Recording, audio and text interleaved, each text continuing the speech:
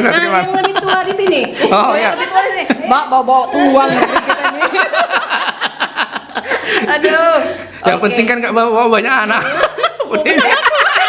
Kalau di sini kalah.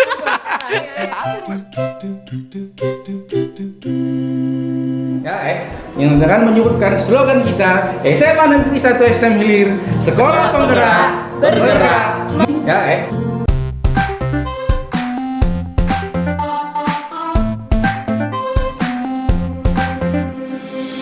Berjumpa lagi di podcast SMA Negeri 1 STM Hilir. Di sini kita akan membahas seputar kegiatan-kegiatan yang ada di STM Hilir. Nah, bintang tamu kali ini kita akan memanggil guru-guru, di mana guru-guru ini sangat berpengaruh di dalam pergerakan SMA Negeri 1 STM Hilir.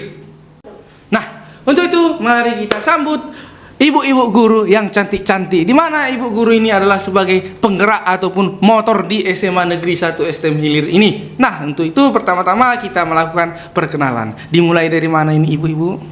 Salah Bapak. Motornya itu Ibu Elvia Nasda. Jadi ibu? Kami itu apa ya? Roda kanan, roda kiri. Roda kanan, roda kiri. Ya, Pak.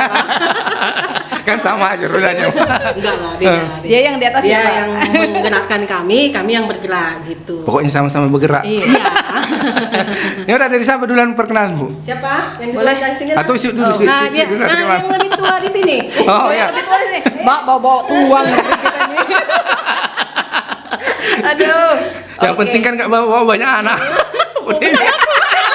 Kalau di sini kalah. Aku harus biji. Oke, baik ya. Selamat apa ini Pak? Pagi, siang, sore kita bilang ini ya. Terserah lah, Bu. Selamat siang. Saya Rizna Harpina. Di sekolah ini di SMA Negeri 1 STM Hilir ini saya sebagai guru bahasa Inggris merangkap jabatan sebagai Wakasek bidang sarana prasarana. Prasarana, Ibu ya. Iya. Oke, Bu, di sebelahnya. Hai, saya Dewi Santi Hotnasari Nababan. Saya guru di SMA Negeri 1 STM Hilir, bergabung sejak Juli 2019. Selain saya mengajar bidang studi biologi, saya dikasih tugas tambahan sebagai wakil kepala sekolah bidang kesiswaan. Nah, selain guru ya, ada tadi beberapa tugas tambahannya ibu-ibu ya. Nah, kegiatan-kegiatan yang kalian lakukan ataupun aktivitasnya seperti apa aja ini, Bu? Dari siapa duluan menjawab ini? Dari yang tertua juga. Tertua juga ya, nggak yang paling banyak anaknya. Yuk, Ya. memimpin. Ya, selain tugas mengajar, saya juga bertugas sebagai wakil kepala sekolah bidang sarana prasarana. Di mana tugas saya adalah mendata, mengecek setiap barang-barang aset sekolah, bagaimana keadaannya. Nanti kemudian kita buat laporan. Nah, di luar dari situ saya juga setiap akhir tahap pendanaan dana BOS, saya akan melaporkan melalui aplikasi BOS Pintar, markas BOS Pintar, semua perbelanjaan sekolah yang menggunakan dana BOS. Itu saya ada teman bekerja sama ya, tidak saya sendiri. Karena itu berat Pak memasukkan ke aplikasinya. Banyak yang memasukkan, jadi satu persatu itu barang kita masukkan ke aplikasi sebagai pelaporannya. Berarti mesti teliti ya, Bu ya? Harus teliti Pak, selip uangnya sedikit aja udah nggak Susah balance, juga ya. kita langsung kena WA, ini belum balance, cari lagi di mana letak nggak balance-nya. Jadi agak-agak repot lah. Berarti kalau menghitung biaya-biaya seperti itu, dia kalau mana yang lebih bagus, manual daripada aplikasinya, Bu? Sebenarnya kita enak di aplikasi Pak, karena kita nggak perlu repot lagi kalkulasikan satu-satu, kita tinggal masukkan, nanti aplikasi dia yang account sendiri, kita tinggal lihat di mana kita nggak balance-nya, di mana kita slip-nya, nanti tinggal lihat ke laporan yang sudah diselesaikan oleh operator sekolah. Berarti udah detail kali ya, Bu ya? Detail banget Pak, sedetail-detailnya, sampai sekian rupiah aja nggak boleh Nggak slip. boleh ya? Bahkan limper belah 7 pun apa ya? Nggak boleh Pak, langsung nanti kita KPK Pak, bahaya. Pokoknya zaman semakin canggih, aplikasi semakin canggih, dan pengetahuan manusia mengenai menghitung uang ataupun pendanaan jelas ya, Bu ya? Itu harus benar-benar jelas. Bahkan sampai ke kwitansi barang pembeliannya itu kita upload semua. Upload semua ya. Kalau dulu kan kita nggak upload, kita cuma masukkan nominal aja. Kalau sekarang kita harus upload tuh bukti kita beli. Jadi udah nggak bisa kita bohong-bohongin lagi, nggak bisa kita rekayasa lagi. Saya dengarnya kayak ngeri-ngeri sedap ya, Bu. Saya aja Pak ngerjainnya jantungan Pak. Takutnya saya nih yang dibawa-bawa ke KPK. Bahaya. Nah, jadi itu beberapa tugas yang saya kerjakan. Selain itu juga di sini berhubung kami PNS-nya sedikit, saya juga disuruh menangani terkait SKP online-nya guru-guru PNS di SMA ini. Nah, itulah kira-kira tugas saya di sekolah ini, Pak. Ini aset juga nih, Bu. Iya, ini aset juga nih, Pak. Tahun berapa nih? Ini tahun 2022, Bu. Ini Dari dana BOP. berarti isi podcast ini semua Aset. aset semua ya? Aset negara ini. Bapak itu? Bapak ini saya rasa aset juga. Saya jangan lihat aset kamu. Tempel. Bos. Aduh, tempel, Bu. BOP 2022. Nanti ada pula merek ini. Apa pula lah kata istriku nanti. Bahaya ya, Pak. Bahaya pula. Ya, kira-kira itulah tugasnya. Nah, berarti mengenai aset agak-agak rumit juga ya, Mim. Nah sekarang Bu, ibu yang sebelahnya Bu Dewi. Ya. Nah ini cerita apa lagi nih? Jangan ngeri lagi Bu. Yang ngeri-ngeri sedap. Saya pilih apa yang terbaru ya? Enggak lah. Jadi kan Pak, saya di sekolah ini awal saya masuk tahun 2019 saya dipercayakan ngajar biologi sekaligus sebagai kepala laboratorium. Mungkin karena jumlah PNS di sekolah ini 2 jari aja kurang Pak. Kurang ya? Jadi tiba-tiba ibu kepala sekolah Irfia Nasda mempercayakan kepada saya sebagai wakilnya di bidang kesiswaan. Waktu pertama kali ibu itu ngasih tugas tuh saya kaget loh Pak. Masih setahun ngajar di sini, dikasih langsung wakasek. Kita belum punya pengalaman apa-apa di bidang itu, tiba-tiba dikasih kepercayaan.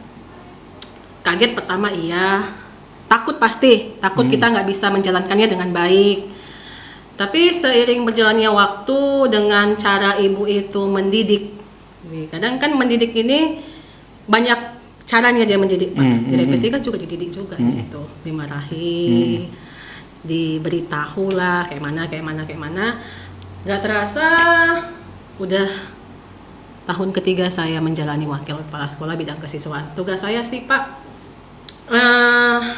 kalau Bu Vina dia bagian aplikasi, aset, aset negara, saya aset orang tua, anak. Jadi siswa perkembangan siswa yang ada di SMA Negeri 1 STM Hilir, ini saya urusi lah bagian organisasinya, mulai dari OSIS, dibantu juga sama pembina OSIS Pak Jan Milson Ginting, Bapak kenal? Bosnya juga kayaknya. Berarti kalau nggak kenal saya kenalin ya Pak ya. Nah, mutar-mutar sini ya Bu ya. iya, itu juga dia orangnya. Nah, selain itu ada kegiatan siswa, misalnya untuk OSN, ada pertandingan itu saya tangani. Nggak hanya itu aja Pak, nggak hanya berprestasi, ada masalah-masalah siswa juga.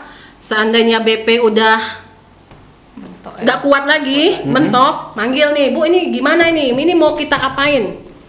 Saya bilang kembalikan saja, atau bagaimana, ya saya urusin juga. Bagian-bagian menghadapi orang tua siswa juga, ya saya hadapi juga. Selain itu, gosipnya sih ya Pak ya, nggak tahu kan. Gosip gue lagi di sini Bu ya. Nggak apa-apa lah. Katanya sih kan tahun 2023 bulan 8 ini Wakasek bidang kurikulum mau pensiun. Oh. Pak Adil. Jadi katanya mungkin kalau kinerja saya masih bagus, saya yang jadi Wakasek kurikulum. Jadi sedikit demi sedikit kerjaan Bapak itu saya tangani lah. Nah, ini tugas saya tuh pagi-pagi itu, pagi-pagi kita datang jam 7:30. Udah kira pagi. Kira pagi. Profesional. Kita datang itu 1 menit sebelum bel berbunyi itu beres-beresin siswa lah, yang nyapu, yang kebersihan, dibantu juga sama Bu BK. Itu dengan apa tadi? Guru pembina OSIS Pak Jan Wilson. Pak Jan Wilson itu Ginting ya, itu ya, dia juga bagian untuk mengatur-ngatur kebersihan sekolah. Setelah itu ya udah kita memimpin lagu, bukan dirijen ya Pak ya. Berarti kita di pagi hari itu ya Bu ya, Iya, sebelum mulai pembelajaran. iya, kita mengkomandokan ya, bukan saya dirijen maksudnya. Siswa untuk mendengarkan lagu, karena di sini di sekolah ini dibiasakan setiap pagi itu mendengarkan lagu Indonesia Raya atau lagu wajib atau Mars SMA Negeri 1 STM Hilir. Dilanjutkan dengan berdoa, literasi dan numerasi. Kenapa dilakukan literasi dan numerasi? Awalnya hanya literasi aja, tetapi karena rapot pendidikan numerasinya kita rendah, ditambahi numerasi. Jadi anak-anak sekolah itu dididik kembali untuk tambah-tambah, kurang-kurang, kali-kali, terus membaca soal cerita. Terus kita melihat si anak ini bagaimana cara mereka berpakaian. Kita ingin membangun karakter Pak sebenarnya di sini. Setelah itu tugas saya ya ini mengamati dari pagi sampai pulang sekolah ya. jam 5.15 pulang, saya jam 5:30 lah nyampe, baru meninggalkan sekolah ini, begitu Pak. Nah, dari penjelasan ini, Bu Cindy bisa mendengarkan suara-suara hati Ibu ini? Bisa? Enggak. Kenapa? Sedih kayaknya. Berarti dari cerita Ibu berdua ini di sekolah ini 1 harian lah ya? Iya. 1 Kurang harian. lebih kayak gitulah Pak. Nah, bagaimana membagi waktu Bu antara sekolah ini dengan di rumah? Kan ibaratnya ibu-ibu kan dah pada nikah ini. Ibu udah nikah? Kalau di sini kayaknya belum. Saya nih udah nikah Pak, masih 1 kali. Oh, belum 2 kali. Jangan sampai. Nah, mengatur waktu ini kan agak sulit juga, apalagi 1 harian ya, jam 7 lah. Jam 7 ataupun tengah 8 kita udah ada di sekolah ini, pulangnya pun sampai tengah 6. Jadi waktu untuk kedekatan di rumah pun kan agak kurang. Bagaimana mengatur waktunya, Bu? Saya atau Ibu? Saya Yang paling banyak anak dulu ya, Bu. Oh ini ya ini Pak. Itu yang paling repot. Iya. Nanti panjang. Gak apa-apa. Gimana ya? Pastilah waktu dengan anak-anak itu otomatis berkurang ya. Tetapi saya memiliki istilah quality time. Meskipun waktunya sedikit, tapi bermakna saya buat. Saya pulang sekolah itu karena kebetulan suami saya mau mengalah. Ya kami cari rumah yang dekat dengan tempat kerja istrinya. Saya pulang tuh nyampe jam 6 kurang di rumah, masih sempat lah kadang masih sempat mandikan anak, kadang nggak lagi. Udah bersih-bersih. Udah bersih-bersih dibuat gitu sama adik saya. Jam 7 nanti suami pulang, itu biasanya kami ini di rumah ini ada meja segede ini Pak, lebih gede dari sini. Di situ kami melakukan aktivitas selama 2 jam, itu memang benar-benar quality time. Anak dimulai dari makan malam bersama, cerita-cerita, terus anak ngerjakan PR, sampai nanti antara jam 9 dan jam 10 barulah kita ke kamar tidur. Ya gitulah sih, begitu juga tiap harinya ya begitu Pak. Berarti waktunya singkat ya, Bu ya? Iya. Anak-anak nggak komplain tuh apa gitu, Bu? Nah, anak-anak itu mungkin karena terbiasa ditinggal dari bayi. Dan saya juga bingung kadang Pak melihat ini anak-anak saya yang salah atau anak-anak orang yang kayak mana, kok saya pergi anak saya nggak ada yang nangis gitu kan? Nggak kayak anak orang ya. Kadang miris juga loh, mama pergi ya, iya dada. Tapi gitu misalnya, Kok nggak dinangisi gitu? Tapi kalau misalnya adik saya yang pergi gitu kan, entah mau kemana, mereka nangis tuh bertiga. Aduh ini mamanya siapa?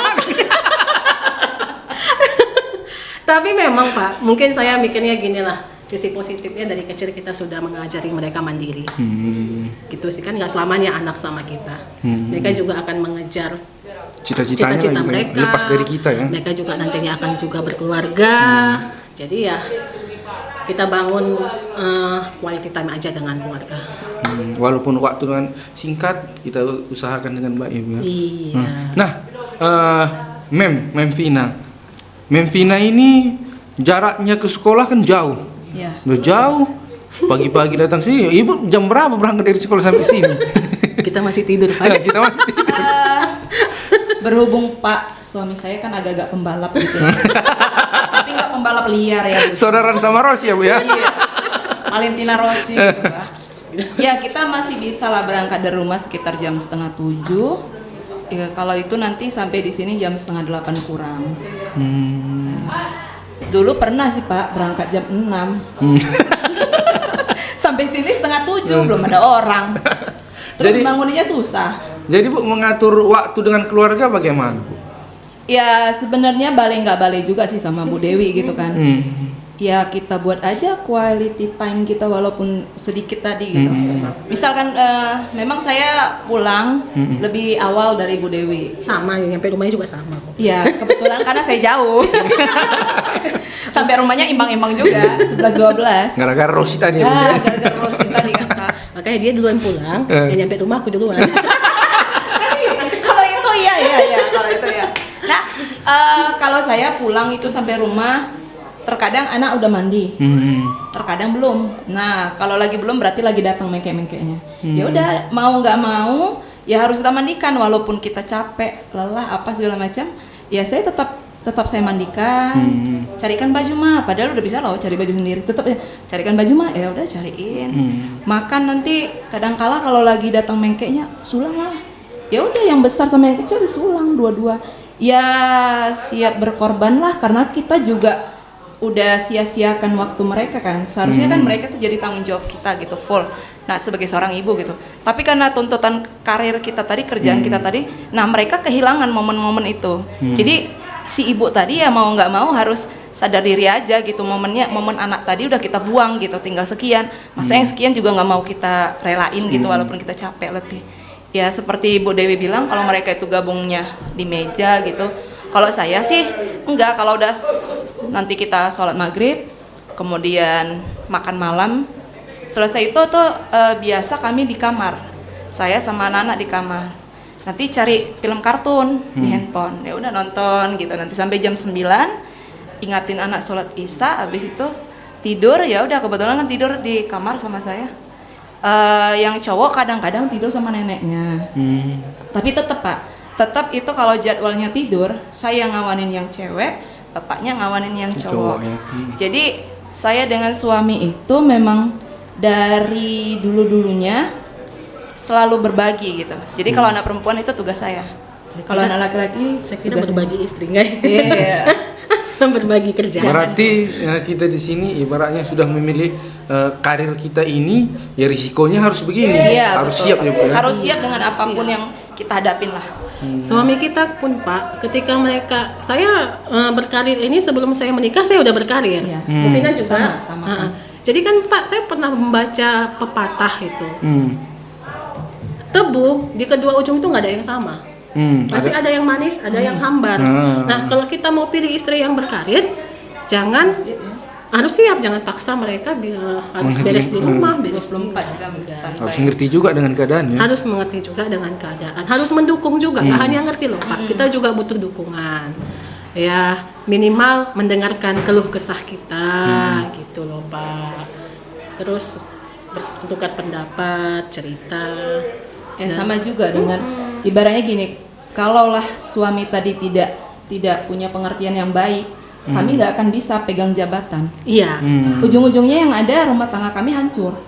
Karena di situ kan ketika kita pegang satu jabatan, kita harus siap itu gimana konsekuensi jabatan itu di dalam satu instansi itu kan. Nah kalau suami nggak mengerti, saya rasa tiap hari begaduh Pak. Kok pulang lama? Dia nggak tahu kalau si istri itu wakil kepala sekolah, tugasnya itu lebih dari guru. Nah kalau guru dia tengok guru siap ngajar boleh Ya, pulang. pulang. Nah sementara wakil kepala sekolah itu kan nggak seperti itu. Ada tugas-tugas dia yang lain di luar guru tadi. Bahkan kadang kayak ibu ya, kita sering buka laptop, saya sering megang handphone. Karena kan kita kan sekarang komunikasi pakai handphone ya, kasih pengumuman apa segala macam. Di rumah pun kadang kita masih kita kerja gitu. Nah, untung suami masing-masing ngerti ya Bu ya. Dia biar kalau misalnya kita kerja, saya lagi repot Pak, udah diambil, ketiga anaknya diambil. Iya. Jangan ganggu mama, mama kerja. Dikasih pengertian sama anak ya Bu ya. Suami ngerti ngerti Pak gitu. Coba iya dia jangan ganggu mama. Gitu. Atau dia suruh udah main sana dulu, mama masih ada kerja, nanti kalau siap mama kerja baru sama mama gitu. Itu memang dari risiko yang mereka pilih, Iya. memilih kami. Kan ya.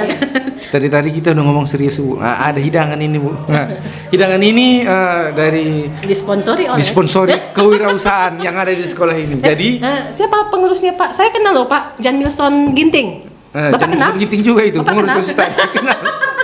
Sekarang udah diurus sama Ibu Eva. Oh, Kemarin juga pernah podcast di sini. tapi kan masih ada nama Jan Milson Ginting di KWU itu kan. Masih ada. Tapi kalau semua dipegangkan Bu capek juga. Nah, Saya minum ya Pak. silakan Bu, silakan. Ambil. Saya juga haus. Minum sama-sama kita. Kan nggak perlu bersulang Bu. Nah, di balik kerja Ibu yang sibuk ya kan pastilah ada mendapat arahan dari atasan ataupun Ibu kepala sekolah ya. Nah, menurut Ibu aturan dari kepala sekolah itu seperti apa? Apakah mendukung, memberikan motivasi yang baik atau seperti apa? Kalau saya ya Pak, Mm-mm. ya yang namanya kita kerja itu sesekali kena marah biasa, ya kan Pak? Karena ketika kita kena marah itu atau kita ditegur itu kan secara nggak langsung nyadarkin, oh aku salah gitu. Nah dari kesalahan itu kita akan belajar gimana caranya supaya jangan buat kesalahan yang sama. Jadi motivasi lah Bu ya. Jadi apapun yang kita dapat dari atasan itu ya benar-benar memotivasi diri supaya kedepannya jangan seperti itu, supaya kita bisa melakukan yang terbaik, supaya kita bisa kasih bisa kasih ini loh kerjaan aku Bu. Ini loh yang terbaik yang aku buat untuk SMA ini. Nah, seperti itulah kira-kira kalau saya gitu. Nah, Bu Dewi, sih, sama ya. nggak jauh beda. Bahkan saya pernah baca itu Pak di kitab suci ya. Pemimpin itu adalah orang yang dipilih oleh Tuhan. Berarti kan pemimpin saya sekarang ini memang sudah dipilih oleh Tuhan. Kita harus menghormati, terus mendengarkan apa arahan-arahan beliau. Ya kalau kena marah ya Pak, wajar. Saya juga sering marahi anak saya, supaya bagaimana anak saya itu Bagus deh. bagus. Sedangkan waktu ngajar pun kita kan sering juga marahin siswa Bu. Iya. Jadi saya Pak, kalau Bapak tanya dengan teman-teman saya dulu waktu masih di sekolah lama, beda sekali kedisiplinan saya dengan yang sekarang. Makanya mungkin kalau misalnya teman-teman saya melihat segala aktivitas saya sekarang di sekolah baru, mereka mungkin kaget, Bu Dewi bisa kayak gini ya, gitu pasti. Ya, kenapa saya bisa begitu? Memang karena dididik secara tidak langsung oleh pimpinan. Meskipun dia marah kadang, dia, ibu harus begini, gitu kan. Kita dibentuk sama dia karakter kita ke arah yang lebih bagus. Nah, mungkin kadang ada beberapa yang nggak sadar itu. Yang nggak disadari sama teman-teman yang lain. Tapi apa ya, terbentuk sih saya ngakui saya terbentuk karakter saya, karakter kedisiplinan saya, karakter tanggung jawab saya. Dulu waktu saya masih di tempat yang lama, suami saya sering merepeti loh Pak, marah. Dia bilang gini, memanglah kalian PNS ini santai.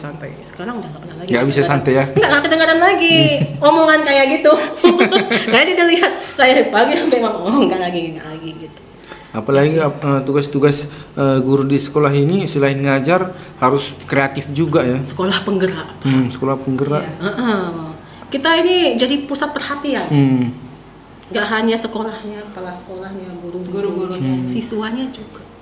Diperhatikan terus ini. Perhatikan terus. Nah, tanggung jawab ataupun ibaratnya jabatan udah diberikan ibu kepala sekolah.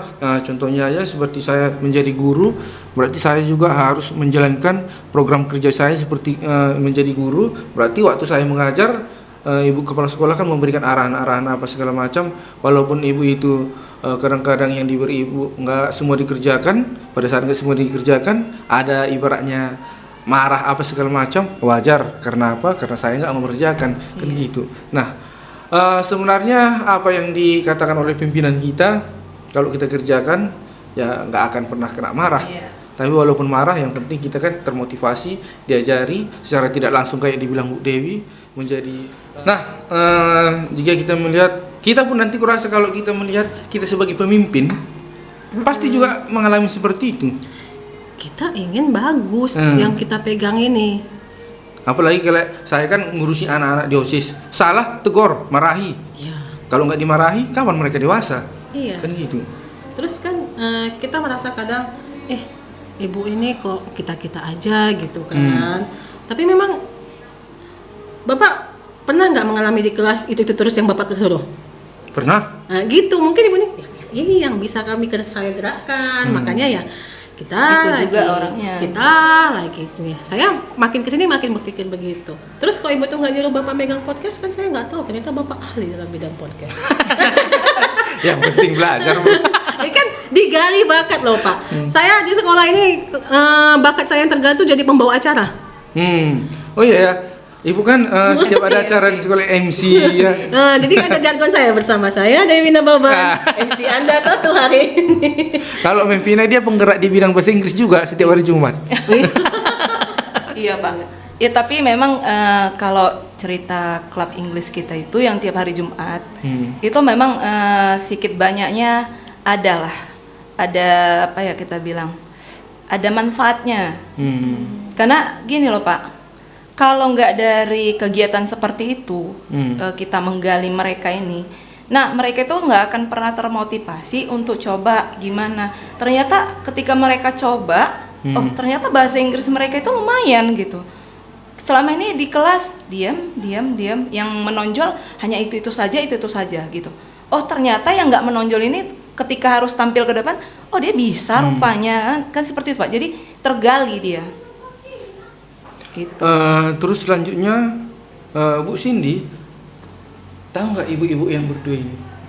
Ibu-ibu yang berdua ini juga sebagai penggerak di bidang proyek loh. Jadi kalau segala proyek yang ada di sekolah ini, mereka lah penggeraknya. Bisa diceritakan Bu, bagaimana membuat proyek-proyek? Apalagi kan kita udah Merdeka Belajar, selain Merdeka Belajar, sekolah penggerak lagi. Sekolah penggerak ada lagi namanya program apa namanya? Proyek penguatan profil pelajar Pancasila. Nah, bisa dijelaskan Bu? Jadi ini kan kita sekolah penggerak Pak. Nah, sekolah penggerak itu kita menggunakan dulu sih namanya kurikulum sekolah penggerak ya Bu Vina ya. Tapi pada tahun kedua udah diganti jadi kurikulum Merdeka. Ya. Nah, kurikulum Merdeka itu ada jam untuk tatap muka, ada jam untuk proyek penguatan profil Pancasila. Sebenarnya yang ditekankan di sini sih bagaimana profil pelajar Pancasila ini bisa dimiliki oleh si anak didik melalui proyek-proyek yang dihasilkan. Awalnya susah ya Bu Vin ya? Sangat susah. Karena baru kita juga belajar dan kita harus mengajari. Ya kan? Yang susah itu Pak, karena kan proyek ini bukan proyek mata pelajaran, tapi proyek kolaborasi mata pelajaran. Nah, untuk menggabungkan beberapa mata pelajaran menjadi satu proyek yang dia benar-benar dapat menanamkan profil pelajar Pancasila dalam diri peserta didik, susah banget itu untuk di awal, karena kita masing-masing bawa ego, jadi bahasa Inggris apanya, matematika apanya, bukan di subjek mata pelajarannya sebenarnya yang harus kita gali tadi kan, tapi karena orang berbicara project, loh ya kalau ini project bahasa Inggris apanya di projectnya, matematika apanya gitu, padahal orang nggak nyadar kalau ini kan kolaborasi bukan membawa masing-masing mata pelajarannya. Itu dia kadang yang repot banget ketika mau nentuin. Iya, menentukan tema, menentukan apa yang Mau dilaksanakan, apa produknya. Tapi karena ini sudah tahun kedua kita ya Bu ya, Iya. dan ya kita mulai cekatan lah dalam hal ini. Jadi kan Bu, Ibu udah menggerakkan. Yang menggerakkan bukan kami loh Pak. Ibu kepala sekolah Ibu lagi. kepala sekolah. Bagus. Karena Ibu kepala sekolah kita juga kepala sekolah penggerak ya. Iya, karena Ya, karena dia loh Pak, makanya sekolahnya sekolah penggerak. Kalau Kalau dia dia, itu pindah ke lagi ya. sekolah mana gitu ya, dibawanya sekolah penggerak Penggeraknya itu dibawa. di sini nggak jadi penggerak lagi. Di sini nggak jadi penggerak lagi. Berarti kita biasa-biasa lagi, nggak bergerak lagi. Iya. Enggak, kita harus bergerak. Ibu tuh udah bilang, saya sudah ngajari kalian. Ketika saya nanti nggak di sini lagi, ini sekolah harus seperti yang apa? Tetap yang bergerak lah ya. Yang Ada sudah nih. dibuatnya, kalau bisa lebih bagus lagi. Nah, Itu sih. hasil ini kan udah ada ibaratnya project kita udah 2 tahun ya. Nah, hasilnya ini jika melihat perbandingannya ini berhasil atau bagaimana, Bu? Project terhadap si anak. Kalau dari sudut pandang saya selama ini, mulai dari kita kelas 10 kemarin kita coba, itu ada Pak, ada hasil yang bisa ditemukan dari dalam diri anak-anak. Contohnya Pak, misal ketika kita di tahun pertama sekolah ini sekolah penggerak, itu di proyek pertama itu anak-anak diajari membuat karya tulis mini. Nah, ketika ini proyek di tahun kedua ini, saya lihat di anak kelas 11 itu mereka tuh tidak perlu lagi pengarahan dari kita untuk membuat sebuah karya tulis. Jadi mereka sudah tahu arahnya karya tulis itu seperti ini. Nah, kemudian tanggung jawab mereka itu makin bagus tanggung jawab mereka itu ke depan ini gitu. Apalagi anak kelas 11 ya Pak, karena di kelas 10 udah digembleng nih. Jadi yang profil-profil Pancasila itu, nilai-nilai Pancasila yang kita harapkan timbul dalam diri mereka itu, saya tidak bisa bilang 100% ada ya Pak ya. Tapi kalau saya bilang 75% dari nilai-nilai Pancasila itu memang ada, sudah ada Pak dalam diri mereka. Mulai dari mereka, beberapa dari mereka mandiri, bernalar kritis, yang bergotong royongnya. Apalagi ya yang paling utama beriman dan bertakwa itu ya jelas-jelas Pak sudah tertanam dalam diri mereka. Sehingga anak kelas 11 itu kita tidak sulit lagi sebenarnya mengarahkannya. Tapi kalau anak kelas 10 karena mereka baru tahu seperti ini gitu kan, di sekolah penggerak baru masuk dan ada kegiatan project yang harus mereka ikutin. Project itu seperti ini. Nah, kalau mereka ya masih dalam proses belajar untuk menanamkan nilai-nilai Pancasila tadi dalam diri mereka. Walaupun sebenarnya basic ya Pak, basic namanya kita manusia, dalam diri kita tuh sudah adanya sebenarnya. Cuman kan selama ini tidak apa ya kita bilang? Digali. Tidak tergali, Sehingga tidak terbuka gitu ya. Jadi dengan kegiatan ini kan itu tergali gitu. Jadi dari anak yang penakut sebenarnya dia tahu, tapi dia takut untuk mengungkapkan. Dengan kegiatan ini terkuat, oh ternyata ini anak paten ya, ini anak gitu. Dari situ nampak gitu. Dia pun belajar dari situ, belajar untuk jadi lebih baik lagi merubah diri dia. Kira-kira seperti itu sih Pak. Iya, dan kita kaget loh Pak, ternyata anak-anak SMA Negeri 1 STM Hilir memiliki bakat-bakat terpendam. Banyak bakat-bakat yang kita bisa lihat. Di tahun pertama sekolah penggerak banyak kegiatan ekskul ya yang kita buat Banyak. ya. Lomba tari, lomba pidato bahasa Inggris, Lomba bercerita, lomba apa Bu yang agama Islam itu? lomba nasyid. Iya, pidato juga kan. Dan tergali Pak, orang-orang baru gitu yang selama ini tertutupi. Dia nggak nampak karena mungkin dia malas, maksudnya bukan malas, takut untuk. Nggak ada jalannya gitu ya. Ini, untuk berkreasi agak-agak takut. ini, Iya. Ini kelihatan bibit-bibit, ya. Anak-anak STM Hilir banyak bakat-bakatnya. Apalagi bakat mengedit video Pak. Nah, itu jago-jago. Film ya. Itu proyek berapa tuh yang membuat video Bu? Proyek kami kedua ada. Membuat video ya. Jago-jago Pak. Saya aja mungkin kalah.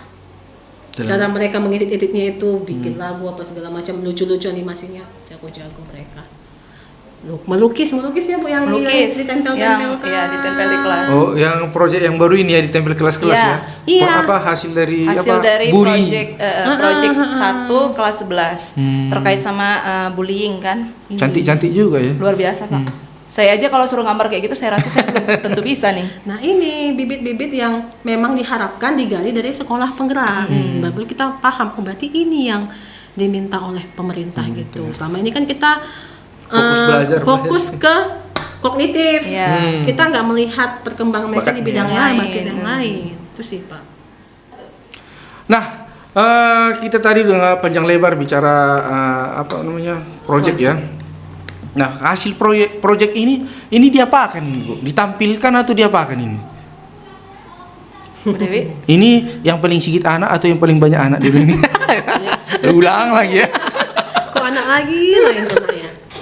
Jadi Pak kita punya program Pak di akhir di akhir semester kedua itu hasil proyek itu akan dipamerkan dalam pameran proyek. Jadi kita waktu tahun pertama sekolah penggerak sudah Ada ya? melakukannya. Kita pamerkan hasil-hasil proyek kita, disaksikan oleh pelatih ahli kita ya, kemarin masih Ya. Pak Hairul Oh. ya. Kalau dulu namanya pelatih ahli, kok sekarang Pak fasilitator sekolah penggerak. Ya dulu pelatih ahli kita atau Langsung melihat hasilnya ya. Pak Hairul itu. Nah, dan dari Pak Hairul kita kemarin banyak belajar juga Pak. Jadi kan kita masih berpikir ini kita mau pamerkan hasil proyek. Tiba-tiba dia nanyain siswa, ini aroma apa kata gitu kan. Wis, bikin gitu, jantungan. Ada apa ini? Aduh. Untungnya siswa bisa jawab. Nah, itulah Pak enaknya siswa sendiri yang ngerjakan proyeknya. Jadi Tahu dia ya. Tahu dia cara buatnya gitu kan. Terus ini, nah aku yang paling kemarin bikin aku jantungan kan ini kami kan bikin virgin coconut oil, Ya. VCO. Jadi kan gimana cara buatnya gini. Tiba-tiba bapak itu nanya gini, kalian tahu nggak ini gunanya apa katanya? Wampus pikir tuh. Tahu nggak ya? Ada nggak kemarin yang aku terangkan kan gitu kan? Karena ternyata anak-anak tahu gitu lah kan. Untuk begini Pak, begini. Oh iya gitu. Dan dalam hati, iya memang pas ini ketika si anak-anak kerja sendiri, mereka tahu cara buatnya dan tahu juga manfaatnya apa. Disitulah mereka diajari mandiri. Digali ya? loh, digali bakat mereka, pengetahuan mereka digali. Jadi pasti ketika mereka buat VCO pasti mereka penasaran ini tuh apa sih, ya gitu kan. Itulah tadi itu Pak, kalau kita kaitkan ke profil pelajar Pancasila, nah itulah dia bernalar kritisnya. Jadi mereka itu ketika membuat, mereka cari tahu itu apa ini ya? Kan, gitu. Ini kalau dibuat tuh apa gunanya? Nah itu dia. Jadi secara nggak langsung kita tuh mancing mereka itu untuk mengeluarkan rasa ingin tahu dia tuh kuat gitu, sehingga mereka tuh terus berpikir kenapa ya dibuat, untuk apa ya, apa gunanya ini. Nah dari hasil pameran tadi ketika ditanya mereka bisa, berarti kan konsep nilai Pancasila bernalar kritisnya tadi udah dapat di situ, udah tertanam dalam diri mereka. Supaya apa? Supaya dalam diri mereka itu harus ada rasa ingin tahu, terus ingin tahu. Jadi mereka terus menggali. Jadi anak-anak pun dia pengen tahunya tinggi, pengetahuannya bertambah, dan hanya nggak hanya di bidang mata pelajaran atau yang dibilang yang di luar. Dan mungkin bermanfaat juga nanti ketika mereka tamat sekolah, bahkan mungkin sekarang mereka mau buat VCO atau mau buat baterai basah, buat lilin aromaterapi, apalagi pokoknya yang digali di project mereka bisa kembangkan sendiri. Ini sekarang project kedua untuk kelas 11 saya rasa menarik loh Pak, karena mereka mempelajari budaya Karo ya. Iya, budaya Karo. Kami, saya juga mempelajari, ibunya juga mempelajari budaya Karo. Nanti hasil dari proyek itu si anak akan dilatih untuk membuat tudung sendiri. Karena kan Pak kita ini kan di STM Hilir ini mayoritas kalak Karo, orang ya Karo, kan. Nah, dimana kalau pesta itu kalau tudung, misalnya ya, yang keluarga intinya itu harus pakai tudung. Sementara kalau buat tudung itu di salon itu kena 30 sampai 50 ribu. Hanya tudung aja, padahal kain dari yang punya. dari yang pengen dipasangin. Jadi ide ini kemarin itu dari guru atau dari anak-anak ya, Bu? Itu sih dari tim projectnya. Tim projectnya itu kita berpikir. Kemudian setelah kita dapat idenya, termasuk saya salah satu tim projectnya, kita dapat idenya, kita sampein ke anak-anak. Nah, anak-anak welcome gitu. Ya Bu, toh Bu, kalau buat tudung Bu di luar harganya 30 loh Bu. Cocok Bu, kami diajarin buat tudung. Nah, jadi karena udah nyambung nih antara tim project sama siswa, nah kita jalanin deh gitu. Buat tudung ya. Iya. Nah, iya, dan memang ini belum ya, nanti hasilnya Belum, kita ini masih terima di bulan 5. Di bulan 5 ya. Tapi ya dari sekarang ini kan kita masih mempelajari budaya Karo ya. Ya sedikit banyaknya jadi kita paham. Kebetulan pernah juga saya belajar tentang budaya-budaya ini. Kebetulan saya kan antropologi juga. Nah ternyata kalau dipikir-pikir budaya ini digabungkan dengan pelajaran yang dimiliki siswa ataupun lokalnya. Ini Kearifan kan, lokal. kearifan lokalnya ini bisa dijadikan ide bisnis kayak Iya. tadi tudung. Tudung. Terus kayak KWU tadi kemarin itu kan ada bintang tamu KWU juga. Orang itu juga bercerita tentang orang Karo ini loh butuh makanan orang Karo ini biasanya apa Bu Sin? Cimpa. Cimpa. Nah, cimpa ini kan Kok saya lebih tahu daripada Bapak? saya kan lama tinggal di daerah Batak sana. Nah, kita lanjut lagi ya. Cimpa ini ternyata salah ada acara Karo masuk di rumah. Mau nikah pun, sesudah nikah pun ternyata ini dibawa-bawa. Iya, nggak boleh Iya. ketinggalan. Tudung ini kemarin juga saya melihat di salon ternyata buat tudung masukkan koran ini masukkan Iya. ini. Berapa? 30.000. 30.000. Kain kan sendiri. Baru siap ini dia tinggal bentuk-bentuk. Nggak ada- Hanya ukur besar berapa diameter kepala ya Pak? Ya, diameter kepala cuma cucuk jadi. Jadi. Udah 30.000. Apalagi anak-anak kita kan nggak mungkin nggak lebih kreatif, masih muda. Iya. Pemikirannya juga lebih aktif lagi kan. Iya, mereka kreatif loh Pak. Berarti sudah ibaratnya mereka sudah memiliki rasa kepercayaan untuk membangun jiwa bisnis lah Ibu ya. Iya. Itu yang diharapkannya. Diharapkan, Setidaknya kalau mereka tidak membangun bisnis dari rumah sendiri, Mereka udah bisa ya. punya ini. ya kan nanti misalnya nih saya nak, mak sini kebuatkan tudung do.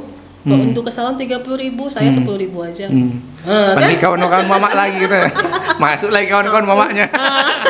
apalagi income ya, Pak. apalagi sekolah kita bikin tarian. Sini aku aja yang bikin tudung kan. Kan masuk. Itu sih. Nah, kayak gini sebenarnya memang pas yang harus dikembangkan. Jadi kita nggak mengharapkan tamat SMA nah kita kuliah. SMA kuliah. Jadi dengan adanya sekolah penggerak, kita disuruh mengembangkan bakat siswa sesuai dengan bakatnya masing-masing lah. Kayak kita kan ngajar juga kan, kayak saya ngajar sosiologi. Saya masuk ke kelas IPS misalnya, saya ngajarkan sosiologi. Apa mungkin dari orang itu ada menjadi sarjana sosiologi? Kan nggak mungkin Bu. Makanya kita nggak boleh terlalu kau harus tahu sosiologi, harus gini.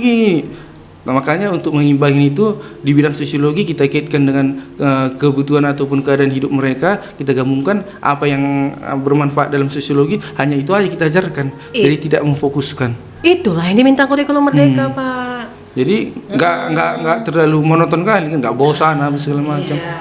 Jadi Pak, saya ada ikut satu pelatihan gitu. Jadi di kurikulum merdeka itu kita tuh pakai pendekatan STEAM namanya. STEAM itu Pak gabungan itu Pak. Ada science, teknologi, mathematics. Jadi di situ ada gabungan-gabungan. Jadi kita tuh walaupun kita sosiologi kita bilang kita nggak bisa berdiri sosiologi doang. Nah kita coba kaitkan dengan pelajaran yang Pelajaran lain. lainnya.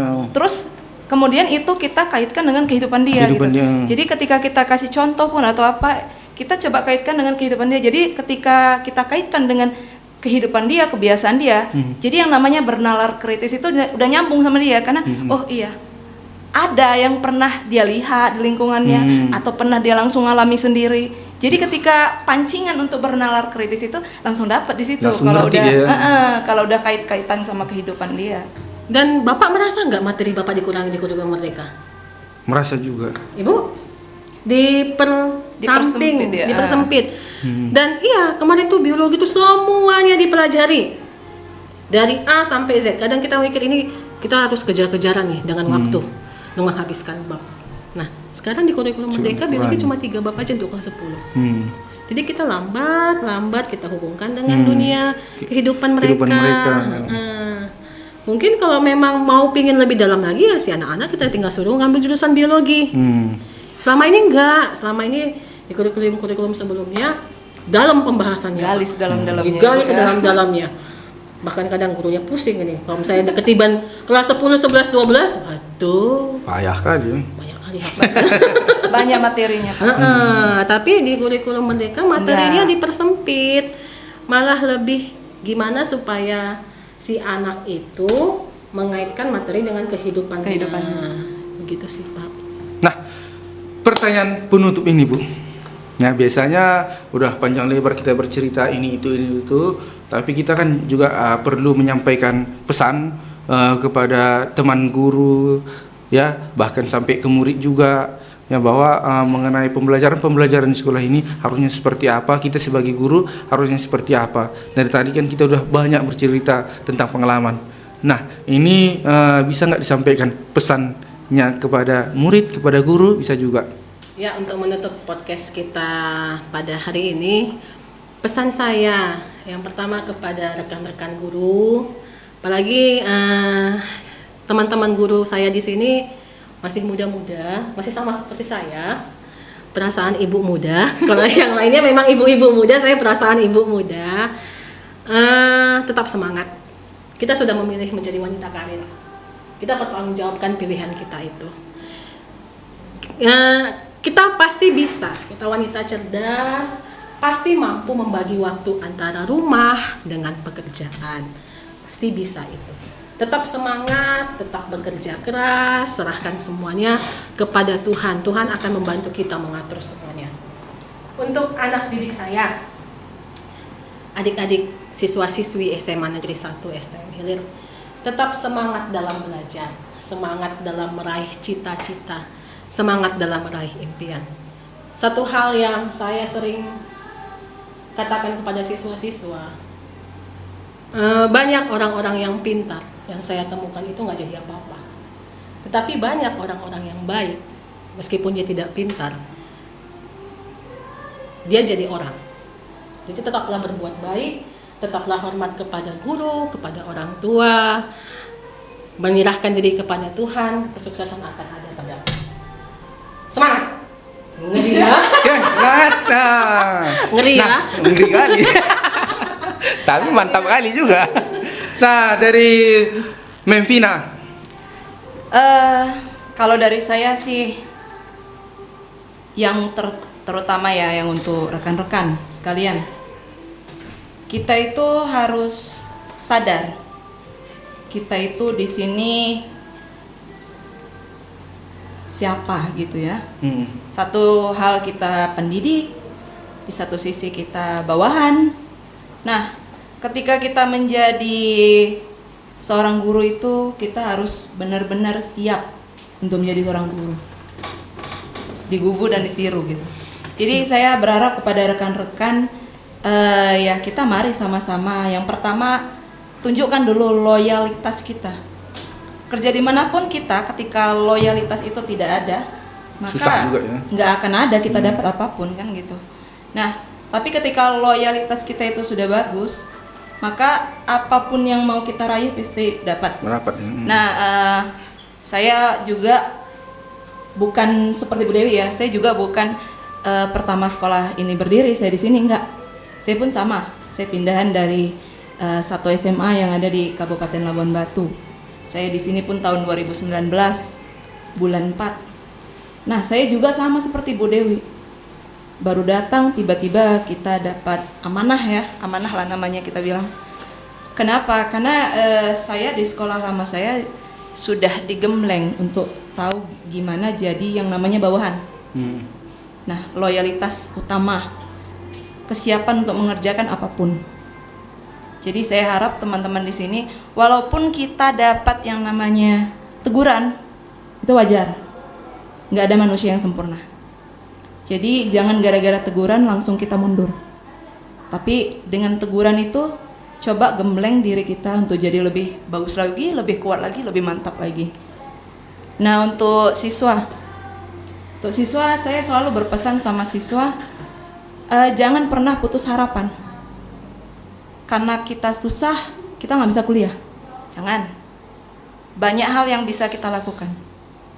Salah satunya melalui program proyek penguatan profil pelajar Pancasila, siswa sudah digembleng untuk punya keterampilan. Jadi di sini kamu itu bukan siswa yang hanya punya pengetahuan, enggak. Tapi kamu punya keterampilan. Maka silahkan gunakan keterampilan dan pengetahuan kamu itu dengan sebaik-baiknya dan jangan pernah putus asa. Tuhan itu nggak pernah tidur loh, selalu lihat kita. dan usaha tidak pernah membohongi Hasil. hasil. Tidak ada usaha yang sia-sia. Oh ya, tidak ada itu. Tidak ada usaha yang sia-sia. Usaha saya aja dulu mau jadi PNS sampai ke negeri orang, kampung orang saya datangin. Jauh-jauh saya datangin. Iya. Tapi Tuhan tuh nggak pernah salah ngasih yang namanya rezeki. Jadi nggak usah takut rezeki hilang, rezeki ketukar, nggak ada. Jalanin sesuai dengan kemampuan. Jangan pernah Rezeki nengok udah rezeki diatur, orang ya. Iya. Jangan pernah nengok rezeki Iya. orang ya. Intinya jangan lihat ke atas, selalu lihat ke bawah. Iya. Tapi awas ya Pak, lihat ke bawah aja nanti apa bawa nabrak pula. Sengklek pula leh. Dan satu lagi Pak, satu lagi. Jangan pernah lupa bersyukur. Iya. Itu yang kadang Itu kuncinya. kita nggak dapat. Maksudnya sering kita lupakan.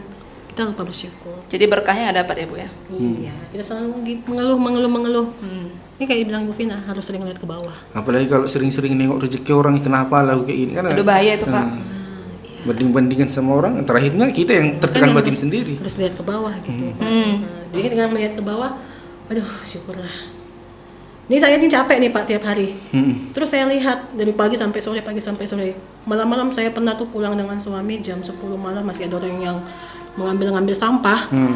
Ya Tuhan, syukurlah aku masih capek itu sampai jam 6 sore. Bapak itu ngorek-ngorek sampai jam 10 malam belum tentu Iya, dapat belum- seperti iya. yang aku dapatkan. Itu sih Pak, lebih ke bersyukur. Kayak apa lagi kan, kayak tukang becak lah ya kan. Sampai malam dia narik becak.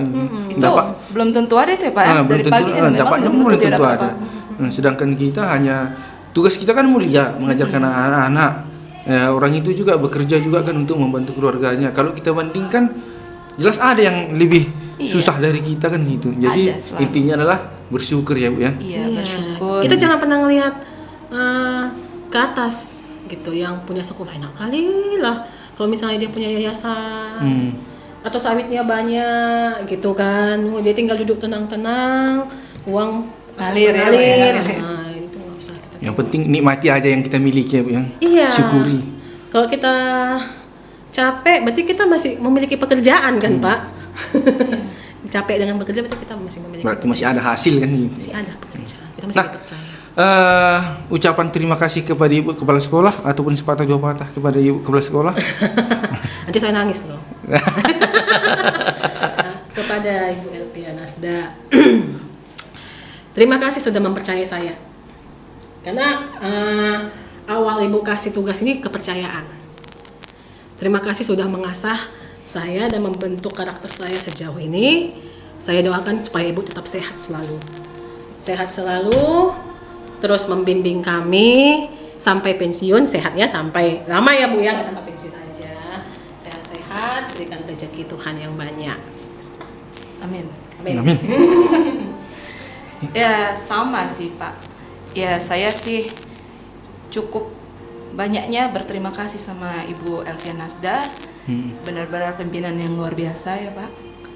Dengan gemblengan beliau saya bisa makin lebih eksis lagi, makin lebih kuat lagi lah saya bilang. Bukan berarti pimpinan saya yang dulu tidak menggembleng saya, tidak. Saya kalau Bapak cerita jabatan, hampir semua jabatan yang sudah saya pegang kecuali kepala sekolah Pak. Tapi memang gemblengan sama dari Ibu Elvia ini yang memang betul-betul strong banget gitu ya.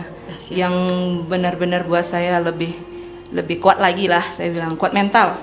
Kok dulu saya Pak jujur aja sih, tahun 2009 saya pertama jadi PNS itu, saya pernah loh Pak nangis di ruang guru. Hanya masalah sepele dengan teman. Nah, terus belajar. Nah, di sini kayak saya nggak perlu itu. Udah mental itu betul-betul mental baja deh yang digembleng di sini. Jadi saya benar-benar berterima kasih sama Ibu Elvia Nasda sehingga saya bisa jadi seperti ini.